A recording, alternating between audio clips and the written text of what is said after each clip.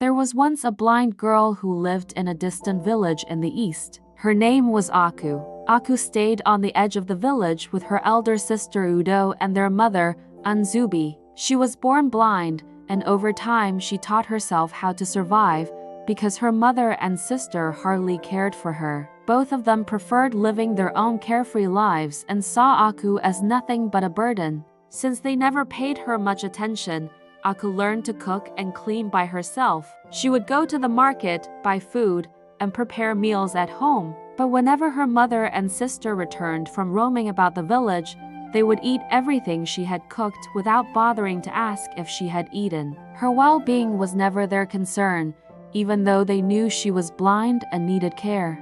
To earn some money, Aku began braiding hair in the village. On good days, she could braid 4 or 5 heads. The money she made, she carefully saved in a small box. Her dream was to one day pay for treatment, for she had heard of a powerful medicine man in a faraway land who could restore sight to the blind. The treatment was costly, but Aku worked tirelessly with hope in her heart. The thought of seeing for the very first time filled her with joy and kept her motivated. She worked harder each day, ignoring the pain in her back and the exhaustion from long hours of braiding hair. She refused to quit. But one day, Udo discovered the money Aku had saved. She secretly took it, spending it on new shoes, bags, and fine clothes. Aku only realized what had happened when she opened her box to add more of her earnings and found it empty. Shocked and heartbroken, she screamed and confronted her sister. Udo dismissed her angrily,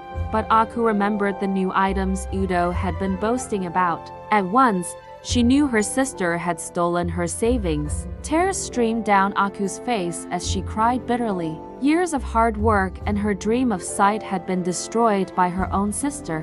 "What have I done to deserve this?" she sobbed. Yet, despite her pain, Aku did not give up. She picked herself up, began saving again, and continued working. One day, while fetching water from the stream, Aku was followed secretly by Udo. As Aku leaned to draw water, her sister pushed her in. Unable to swim, Aku fought desperately, but the water pulled her under. Udo returned home, pretending nothing had happened, and took the rest of Aku's savings. No one even bothered to look for Aku, not even her mother. She simply assumed Aku had left of her own accord. Only Udo knew the truth. Years passed. Udo eventually fell ill with a strange, incurable sickness. Their mother carried her from one healer to another, but no cure could be found. At last, someone told them of a great healer in another village. With hope, Anzubi carried her sick daughter there. When they arrived, they saw a hut surrounded by a crowd of people seeking healing.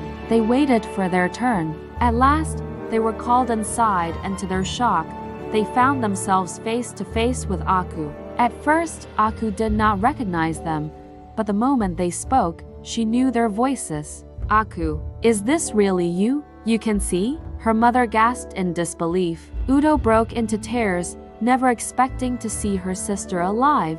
Aku then told them the story of what had happened, how Udo had pushed her into the stream, how she had nearly drowned, but was rescued by a man who turned out to be the very medicine man she had hoped to meet. He had healed her blindness free of charge and taken her in as his apprentice. Over the years, she had learned his ways and become a healer herself. Upon hearing this, both mother and daughter wept bitterly, begging for forgiveness. Out of kindness, Aku forgave them and healed Udo without asking for a single coin. They returned home changed, deeply regretful for the cruelty they had shown her. From that day, they vowed never to live as wickedly again. The lesson in this story is simple. Always care for others, never harm them, and never take what is not yours. Treat people as you would want to be treated. Thank you for watching, and I'll see you in the next video.